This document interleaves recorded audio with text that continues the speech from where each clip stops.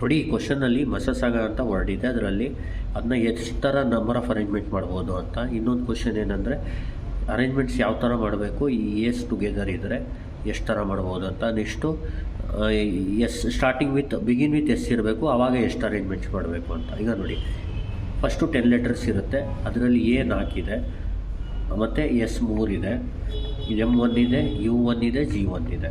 Number of permutation ಬಂದು ಯಾವ ಥರ ಮಾಡಬೇಕು ಅಂದರೆ, ಇದು ಟೋಟಲ್ ಲೆಟರ್ಸ್ ಇರೋದು 10 ಫ್ಯಾಕ್ಟೋರಿಯಲ್ಲು, ಆಮೇಲೆ ಎ 4 ಇರೋದ್ರಿಂದ ಡಿವೈಡ್ ಬೈ 4 ಫ್ಯಾಕ್ಟೋರಿಯಲ್, ಇದು 3 ಫ್ಯಾಕ್ಟೋರಿಯಲ್, 1 ಫ್ಯಾಕ್ಟೋರಿಯಲ್, 1 ಫ್ಯಾಕ್ಟೋರಿಯಲ್, 1 ಫ್ಯಾಕ್ಟೋರಿಯಲ್ ಮಾಡಿ ಕ್ಯಾಲ್ಸಿಲ್ ಮಾಡಿದ್ರೆ ಇದು ಬಂದುಬಿಡುತ್ತೆ. ಅದೇ ದ 4 A's ಆರ್ ಟುಗೆದರ್ ಇದ್ದಾಗ ಆ 4 Aನ ಅಸ್ಯೂಮ್ ಮಾಡ್ಕೋಬೇಕು ಒಂದು ಲೆಟರ್ ಥರ. ಇದು ಒಂದು ಲೆಟರ್ ಇದ್ದಂಗೆ ಎಸ್ 3, MUG 6, ಇದು 6 ಇದೆ, ಇದು ಒಂದು 7, 7 ಫ್ಯಾಕ್ಟೋರಿಯಲ್ ಡಿವೈಡೆಡ್ ಬೈ ಇದು 1 ಫ್ಯಾಕ್ಟೋರಿಯಲ್, 1 ಲೆಟರ್ ಅಂದ್ಕೊಳ್ಳಿ, 1 ಫ್ಯಾಕ್ಟೋರಿಯಲ್, ಇದು 3, ಇದು ಒಂದು, ಇದು ಒಂದು, ಇದು ಒಂದು. ನೆಕ್ಸ್ಟ್ ಬಂದು ಸ್ಟಾರ್ಟಿಂಗ್ ವಿತ್ ಎಸ್ ಅಂದರೆ ನೀವೇನು ಮಾಡಬೇಕು, ಎಸ್ 3 ಇದೆಯಲ್ಲ ಅದು 1ನ ರಿಮೂವ್ ಮಾಡಿಬಿಡ್ಬೇಕು, 2 ಮಾಡಿಬಿಡ್ಬೇಕು ಅಷ್ಟೇ.